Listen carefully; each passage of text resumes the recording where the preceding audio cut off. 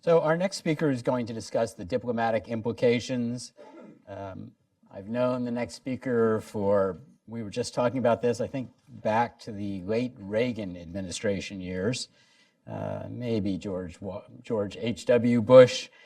I would say he has been a fixture of the blob, if you will, under the last administration, or the Washington elite, but it makes him sound like an air conditioning unit, and I don't want to do that. I will say that there's a simple test to apply when you're at meetings in Washington, which is to see when someone starts to speak, how many people start looking at their phone or get up to get some coffee.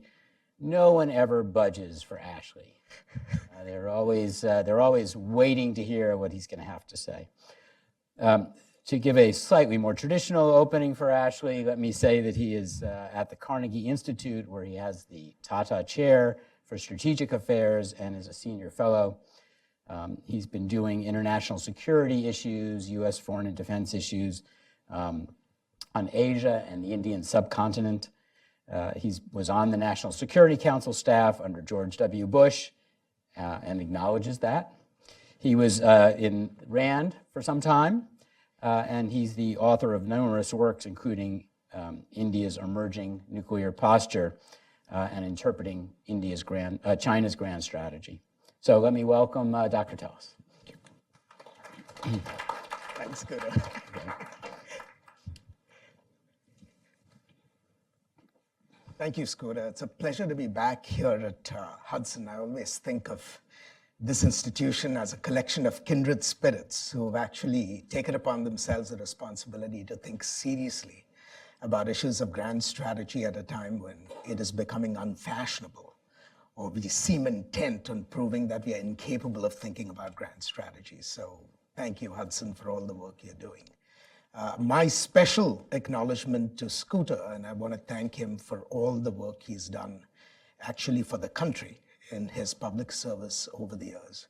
I had the pleasure of working with him on the NSC staff in the first Bush years, and he's continued to keep our feet to the fire in terms of thinking about grand strategy seriously and the challenges that we face.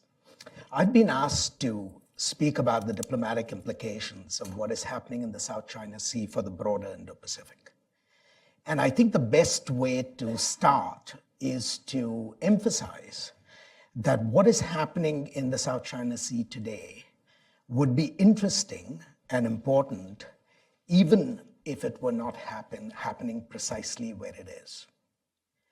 Because China's efforts to create a regime in that part of the world, a regime that has as its long-term objectives the regulation of maritime commerce and the movement of trade, freedom of navigation in the broadest sense of the world, would be a challenge, even if this were not happening in the South China Sea precisely. But it is happening in the South China Sea, and it becomes all the more interesting because it now represents the intersection of some truly large tectonic shifts in global politics.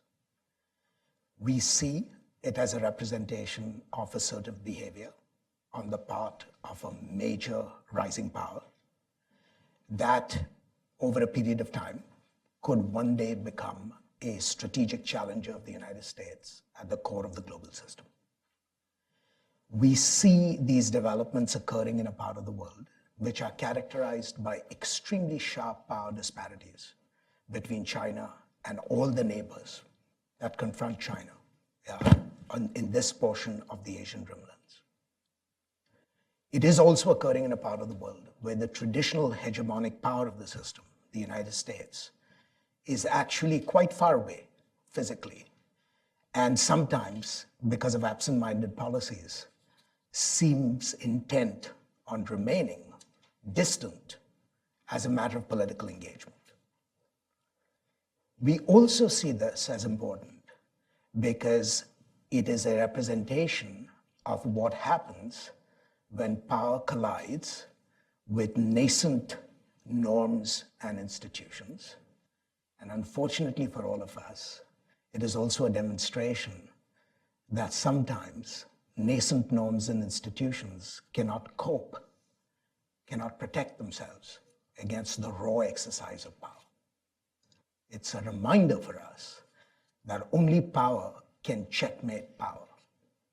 And that really imposes real obligations on the United States as the hegemonic protector of the system.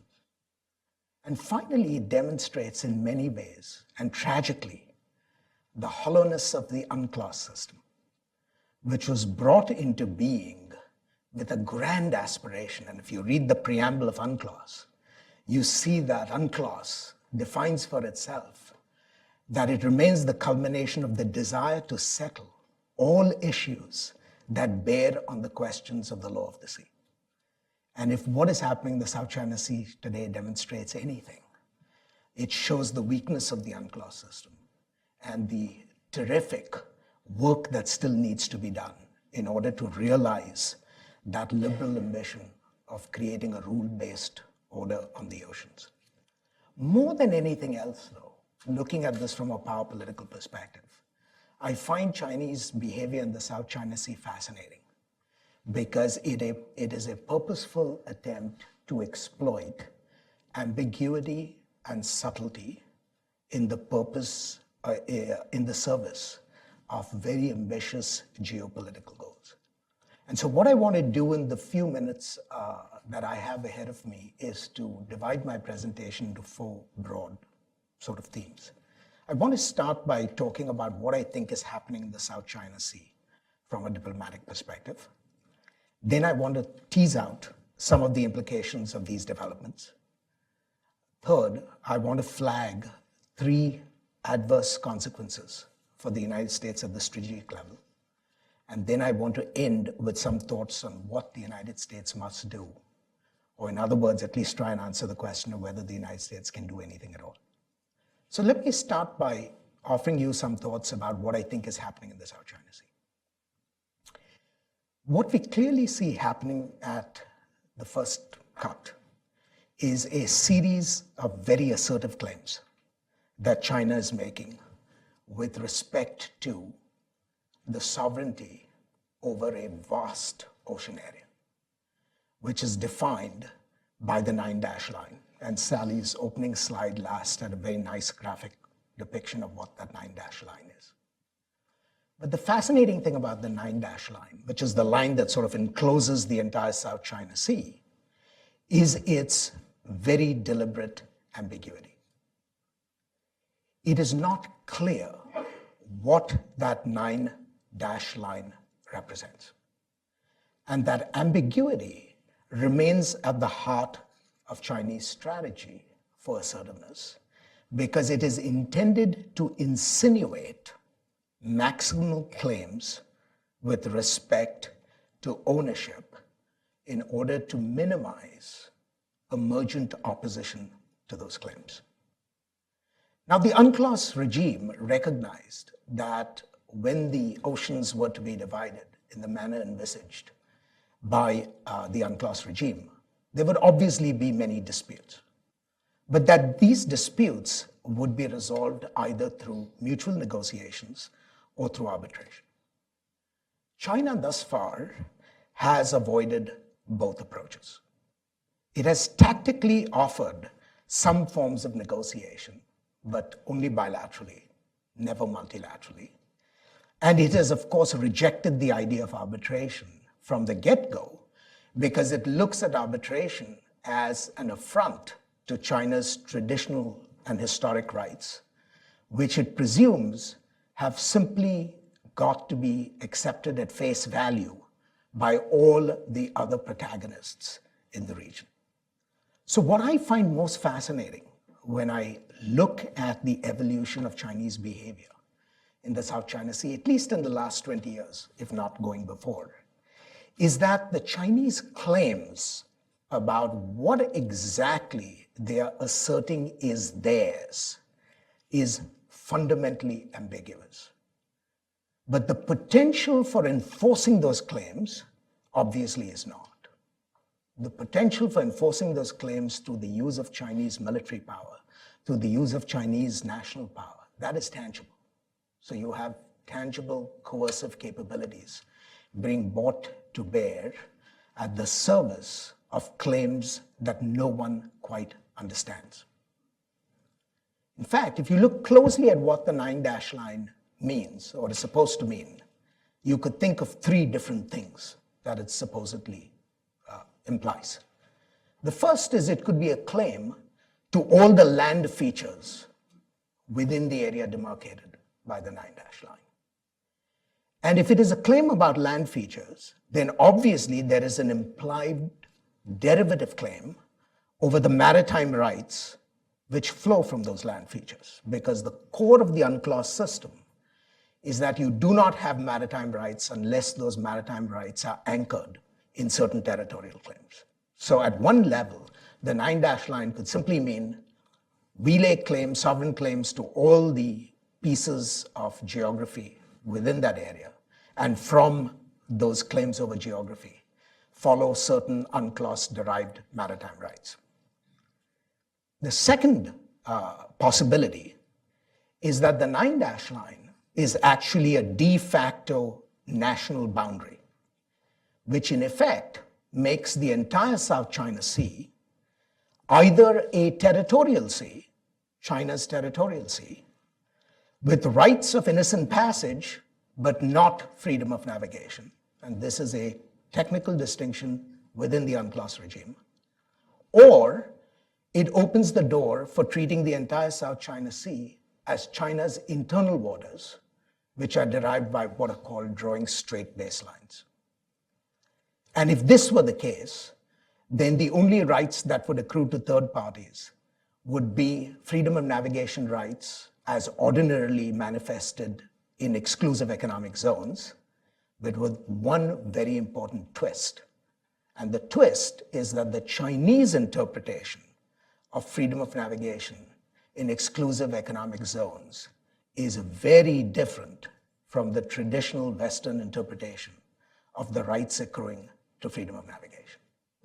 So option 2 is that the 9-dash line essentially becomes a de facto boundary, except that's odd because you don't have boundaries at sea, as Sally pointed out in the last few slides of her briefing. But this is tantamount to treating it as a boundary. And if you treat it as a boundary, then essentially you change the entitative status of the South China Sea into either territorial waters with very sharply constrained rights to third parties or internal waters. And there's a third possibility as well. The third possibility is that, and the Chinese have used this term, it denotes historic claims which allegedly imply sovereignty over maritime space and other completely undefined historic rights. This is like essentially asserting maximal claims without even bothering to identify what the entailments of those maximum claims are. So when one looks carefully at what is it the Chinese are actually asserting is theirs, and the visual representation of that assertion obviously is the famed 9-dash line, it is simply unclear about what particular conception of rights is entailed in this claim. That, however, that ambiguity, however, has not prevented China from denying the claims of other contestants to specific geographic features. And if there is a resolution on the horizon, the resolution only is offered through bilateral negotiations, precisely because the Chinese are well aware that bilateral negotiations essentially involve unequal bargaining power between China and any one of the smaller Southeast Asian states. The fact that there is ambiguity in the 9-dash line has also not prevented China from simply usurping possession of critical geographic features preclusively and building man-made structures and military infrastructure on several of those features, which has the effect of allowing China to actually create new facts on the ground. And it has also not prevented China from asserting new national rights, including efforts made to constrict the navigation rights of others, and Chinese behavior towards the United States and US freedom of navigation operations become very clear evidence of this fact. So when one looks at the activities in the South China Sea from a diplomatic perspective, to be sure, there's a lot happening there that sort of catches our visuals, the photographs of Chinese air bases and runways and so on and so forth.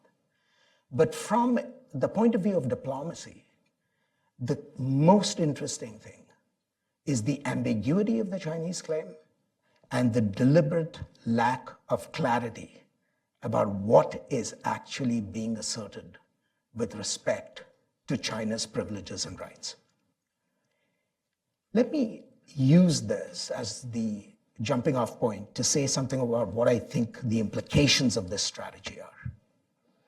The first and most important thing that we have to admit is that the ambiguity of these claims actually makes it very difficult to derive a clear assessment of political consequences. Because if we knew what the Chinese were asserting, it would be easy to do a sort of logical, sensible extrapolation of what that entails for others.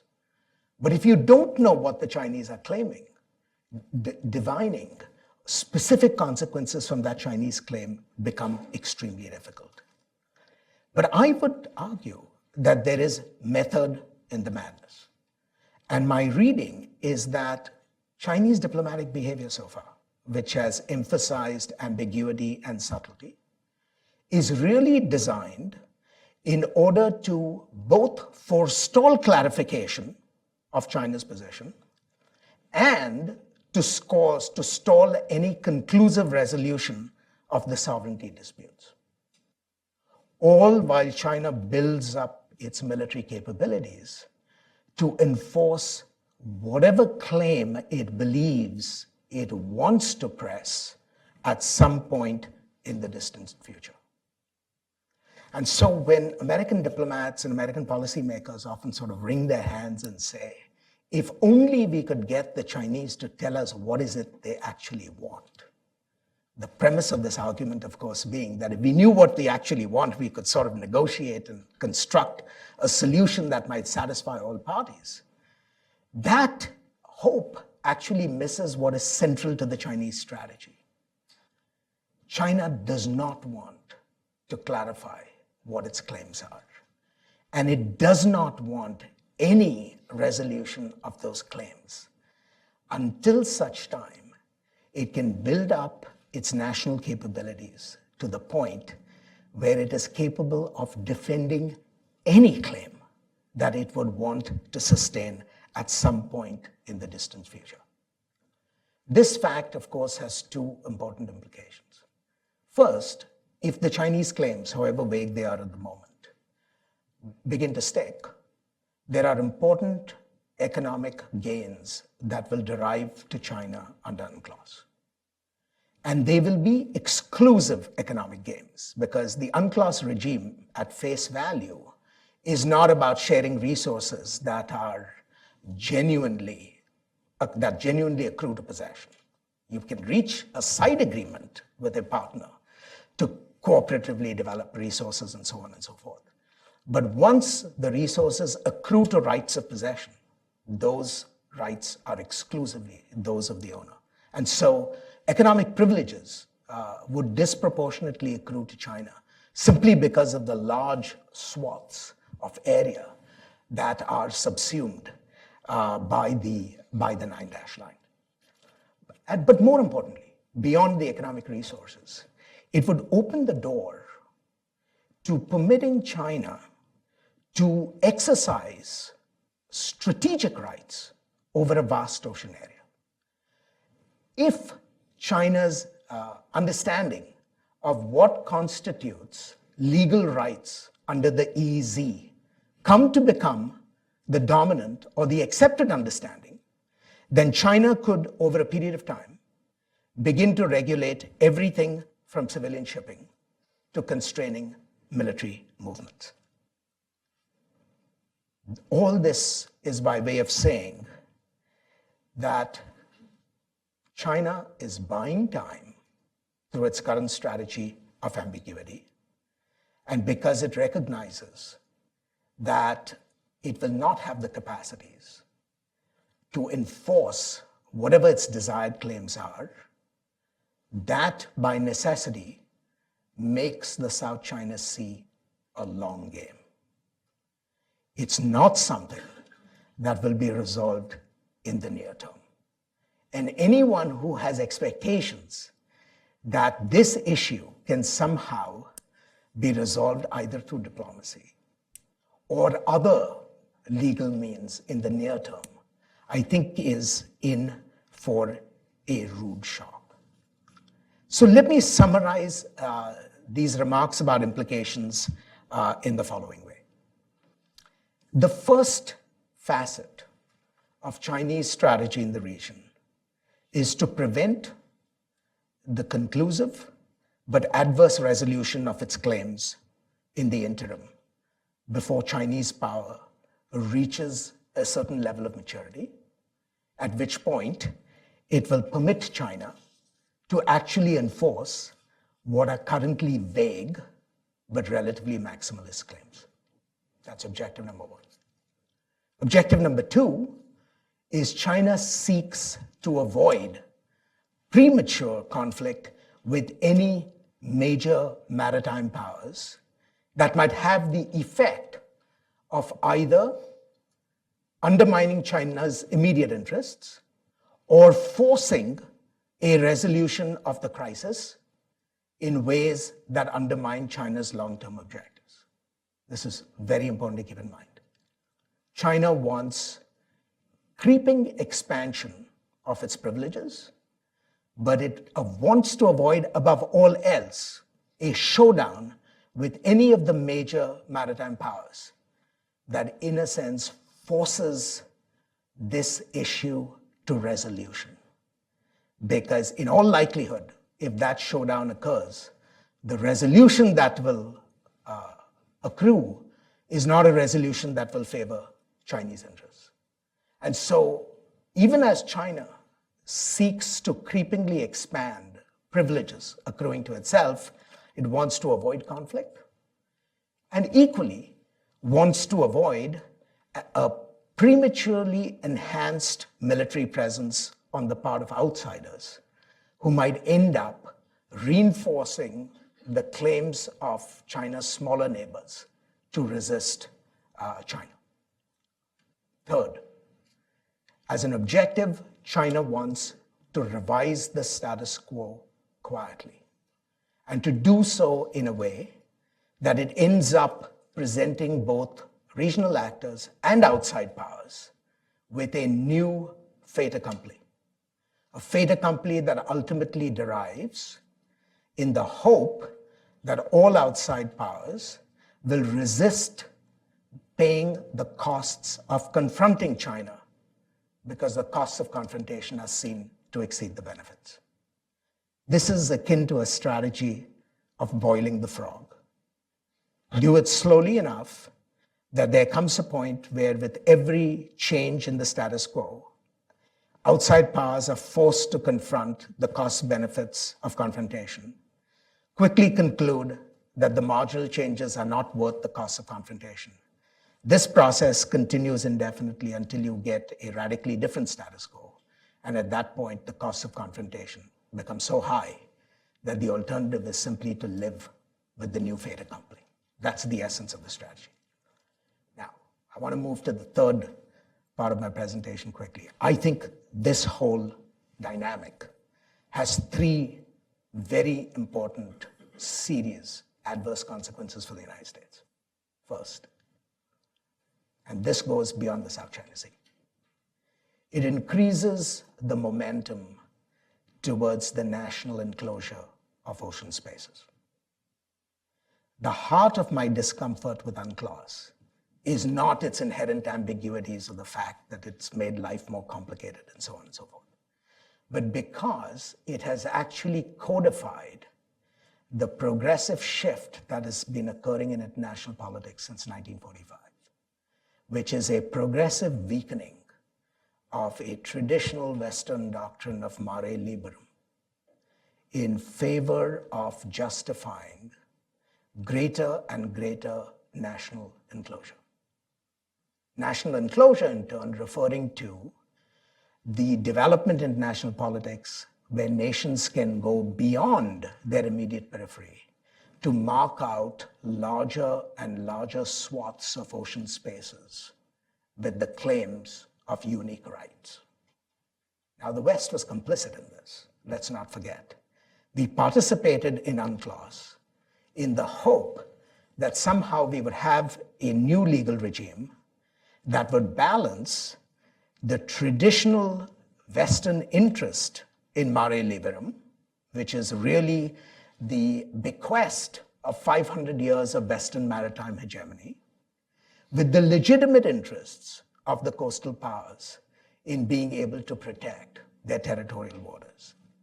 Instead, what we've ended up is actually opening the door to a gigantic national enclosure movement globally, where even those rights, which were meant to apply primarily to resource management, to safety at sea, and so on and so forth, are now used as the penumbra to create new rights that will regulate and constrain freedom of navigation on the seas.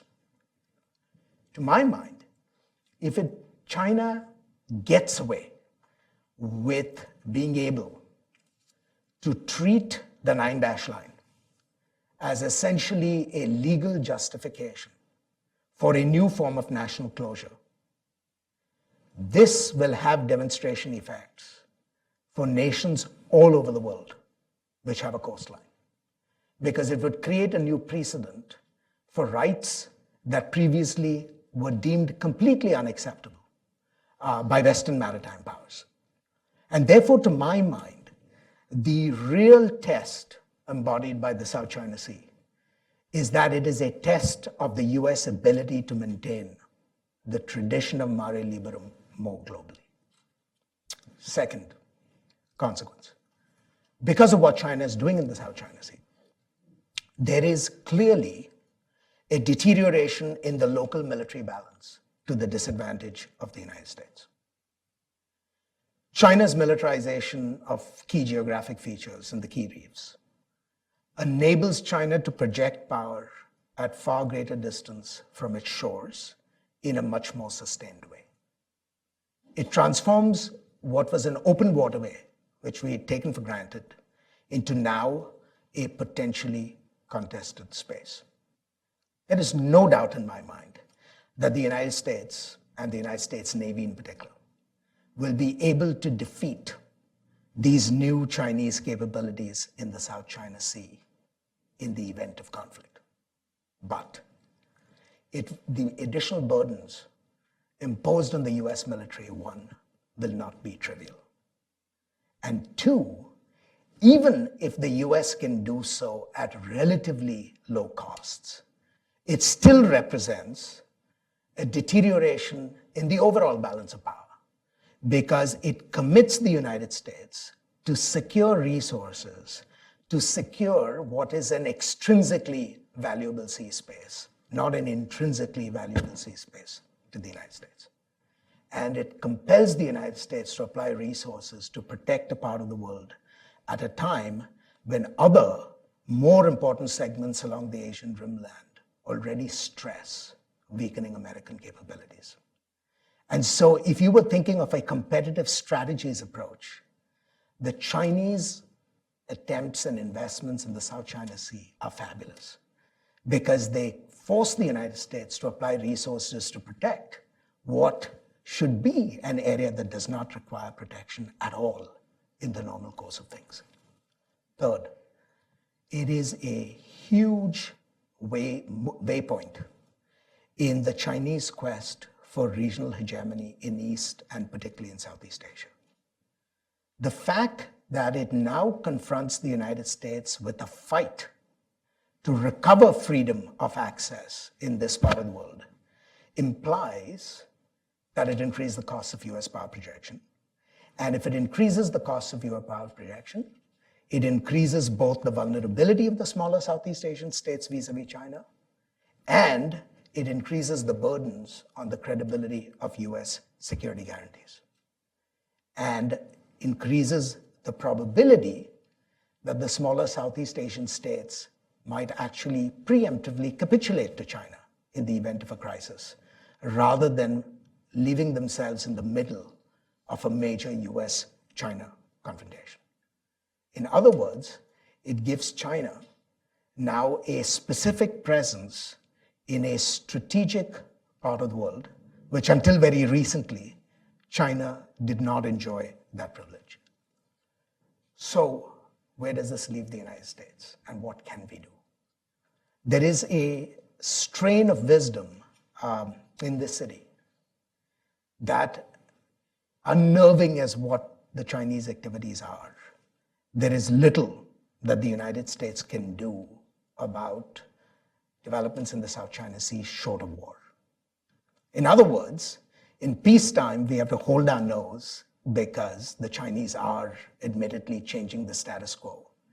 But since the costs of arresting the change in the status quo is so high, it's not worth doing anything about. Of course, if you follow this logic to its conclusion, you quickly discover that the costs of changing the status quo, if forced upon us in wartime, would be much more expensive than bearing those costs in peacetime, when we have some means, arguably, to prevent a further deterioration in our power position. So it is my view that the United States can do much, even in peacetime, to raise the costs of continued Chinese activities in the South China Sea. And we must. We must, because what is at stake in the South China Sea, as I was at some pains to point out, is not limited to the South China Sea alone, but rather bears on the potential claims that other coastal states might levy in other parts of the world where the oceans are just as important, if not more important to us. So the first thing we have to do is do what the United States did so well during the Cold War, which is to build and initiate a concerted international campaign to expose China for its egregious expropriation of uninhabited maritime features, and to point to the unacceptable efforts at national enclosure. This is a point of principle that transcends what is happening in the South China Sea, and therefore requires the United States to think seriously about using the coalition of global maritime powers, which has now existed in the modern post-war period for a good 70 years, and whose own rights are also affected if Chinese claims begin to stick. And so what we really need to do is build this campaign, which may even rope in rivals. I mean, one of the interesting things in this fight is that the Russians actually have the same view about freedom of navigation in seas like this as we do. And their rights would be just as constrained if the Chinese view of freedom of navigation rights in the EEZ were to take effect. So begin a concerted campaign. This requires us to make some hard choices in terms of our diplomacy with China, something that we have not done now for the last 20 years. The second is China and the United States find themselves in a variety of functional organizations relating to maritime space. There is absolutely no reason why the United States cannot make it number one on its agenda to confront Chinese behavior in all functional maritime organizations. Specific Chinese entities, all state-owned, which are involved in construction activities in the South China Sea, and we have the resources to actually sanction specific Chinese state-owned entities for activities relating to construction in the South China Sea. There is a bill pending in Congress which has been introduced. I think the administration should take this more seriously. Fifth, I think it's time to really build a coalition in Southeast Asia. First, to enable countries in the region to better monitor Chinese activities. And two, if appropriate, to reproduce the Chinese efforts at building an A2AD bubble within South Asia itself. The geography makes for the effectiveness of such bubbles in spades. And were the United States to make a political decision to go in this direction, this is a strategy that is eminently possible. There are many Southeast Asian states that actually want to do this in their own national interests. So the United States does not have to push them or coerce them to do this. We can simply take the step to help them protect their own interests if China ceases to be, or if China does not seek to find a resolution to this problem. Sixth task is for the United States to think seriously about maintaining either some form of routine military presence in the area, or to continue a fairly routinized regime of foreign ops and special reconnaissance operations as required.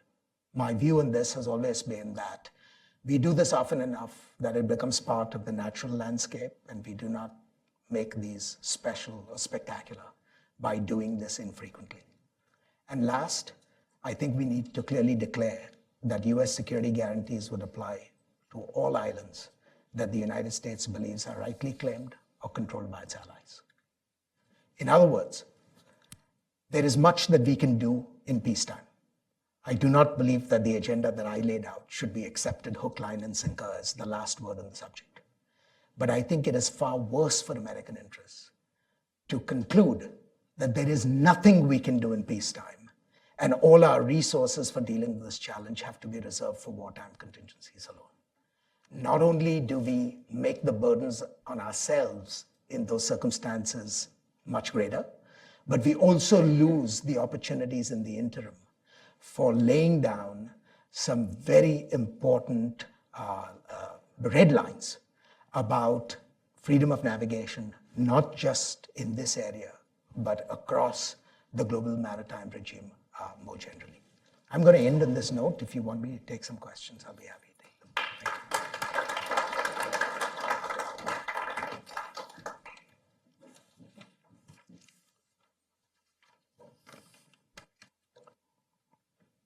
I'm Peter Humphrey. To clarify, it seems like you have Style 1. That's a 12-mile territorial waters and 200-mile exclusive economic zone outside the 9- and inside.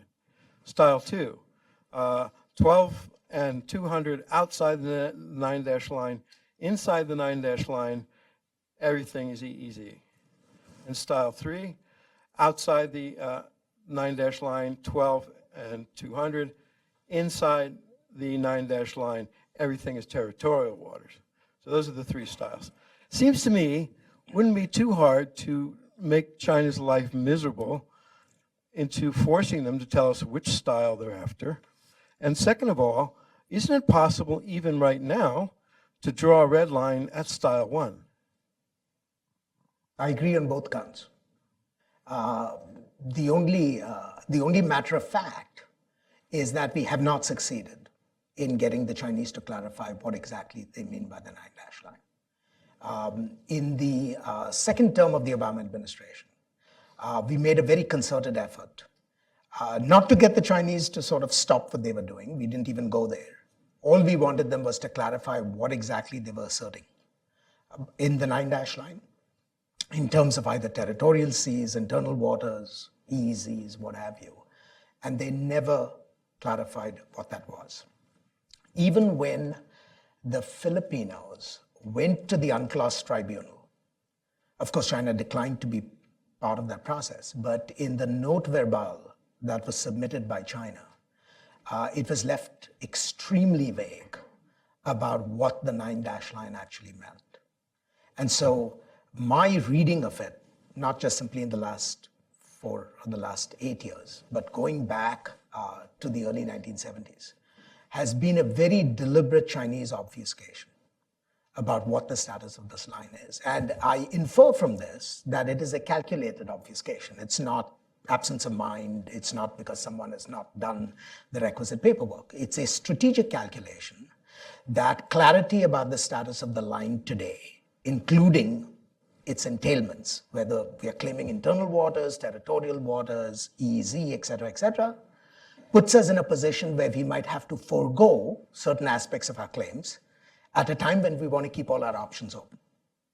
And so if we can somehow secure acquiescence on the part of others to some vague notion that this is Chinese, whatever that means, then that's a good enough gain, which we will one day be able to enforce when we have the capabilities down the line. So I agree with you.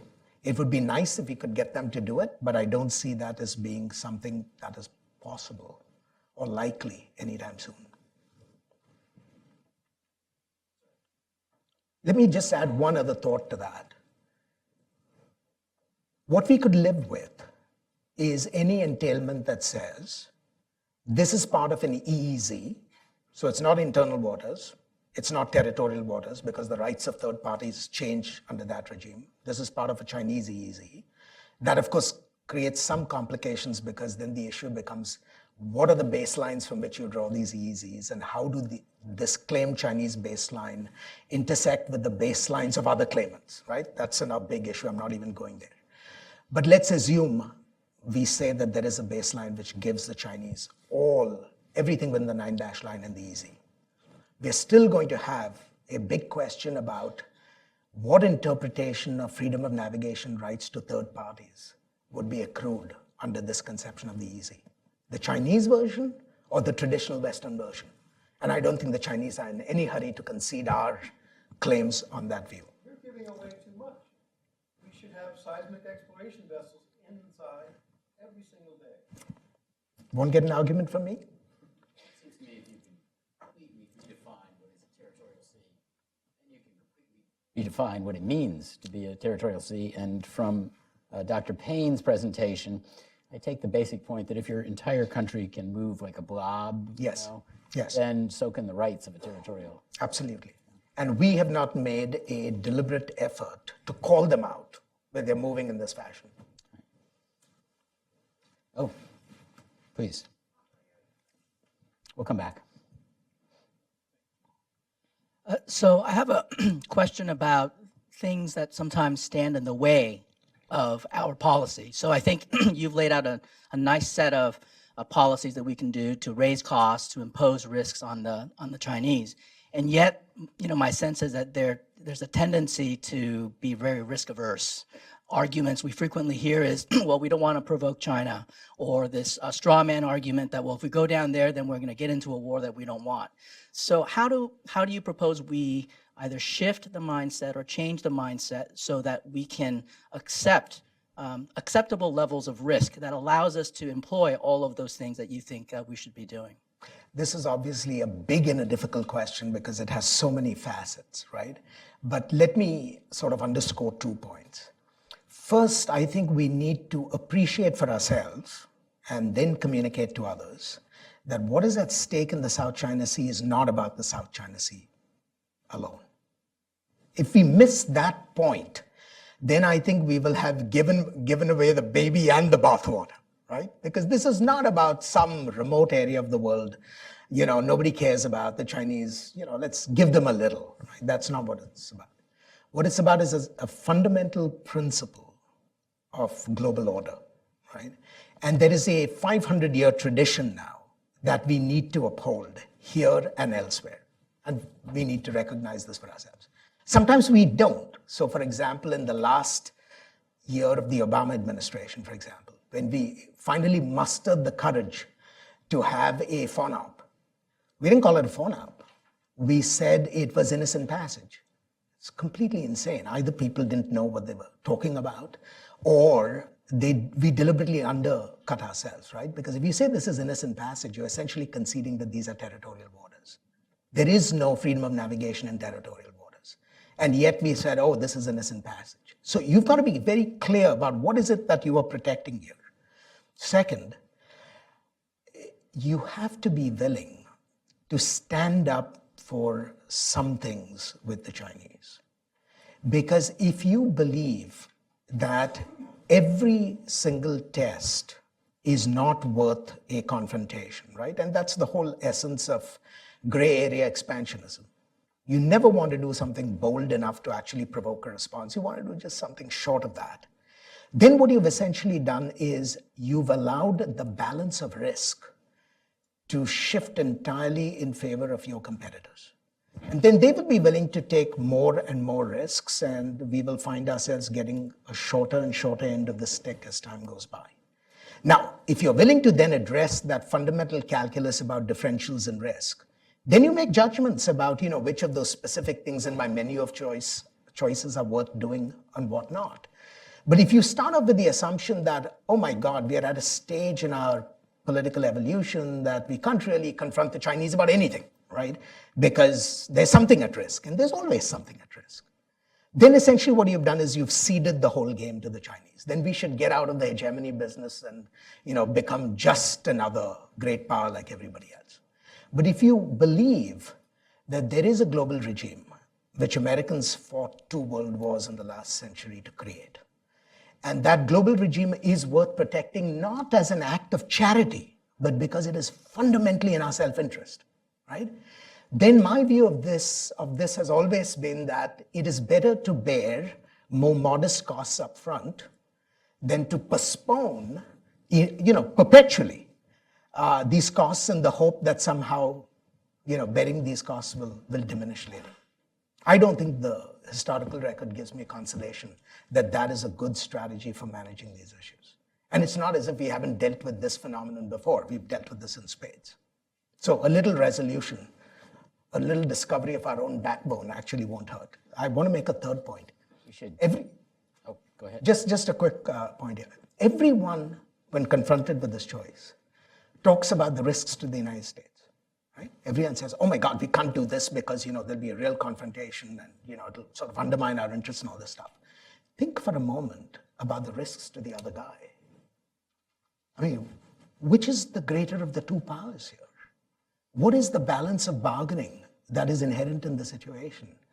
Would you rather bet on the Chinese Navy versus the US Navy? We actually had to engage in any kind of a standoff, and I'm not talking of going to war, firing nuclear weapons or anything of the kind. But if you're engaged in a competition of risks, right? Which force would you bet on? The United States or China? If I were to bet on any of these two forces, I would bet on the US Navy today, rather than say, I'll take my bets on the US Navy in the year 2045. I don't know what that US Navy is going to look like. I don't know what the Chinese Navy is going to look like in 2045.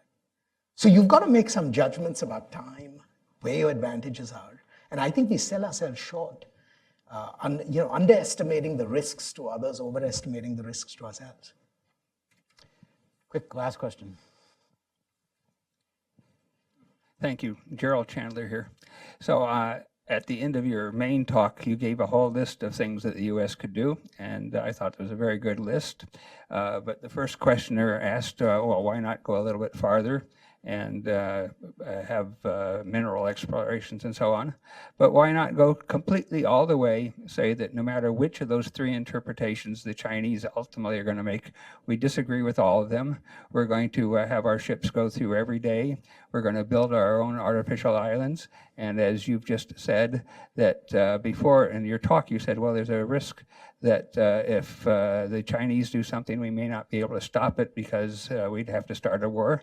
But it's symmetrical. If we do something, the Chinese won't be able to stop it without going to war. I have no disagreement with the sentiment that you express. For me, the basic issue is this. We have managed to console ourselves that we don't have to do much because we treat this challenge as a challenge very, very far away from us. It's a challenge that does not impact any of our core principles. And we console ourselves that at the end of the day, what can the Chinese really do? They can build islands, they can put airplanes, build, islands that have missiles on them or what have you. But when push comes to shove, there's a real conflict. Oh, the US military will take these things out, as if all that is effortless, right?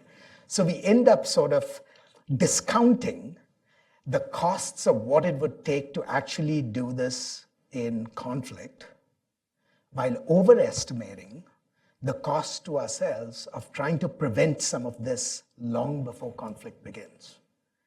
And if that is the calculus then we are wedded to, then none of the suggestions that you made or the first question you made will ever have a chance of success. We'll never even go there. And so part of the effort that I think we need to do as we think about the South China Sea is not to think of it as some kind of a wartime contingency that we have to prepare for. It's one more annex in, a PACOM war plan or somebody else's war plan. We've got to think of it as a challenge to the American order in the here and now. And you've got to find ways of dealing with that challenge in the here and now. And part of dealing with that challenge may require some quote unquote kinetic options, but there is a lot more we can do before we even get there. My regret is that we've essentially signed off our responsibilities for protecting this order in peacetime because there is an insufficient appreciation of the stakes that are embodied in this issue. And that's why I always, when I talk about this thing, I have to bring it back to national enclosure, the character of UNCLOS, the failure of UNCLOS as a liberal regime. And there are more extended implications, which I didn't draw today. It goes to the whole debate about whether the US should sign UNCLOS, under what terms. Will UNCLOS really bail us out if we were signatories? Often you get this argument in DC, we should get the US to sign UNCLOS, and then our credibility will increase. Our credibility to deal with these problems will increase. I don't see that. If we don't have the credibility to deal with these problems today, just putting an additional US signature on the document is not going to change the calculus. Let's resume at 3:24 out of respect for Dr. Herman, and let's have a round of applause first. Oh, thank you.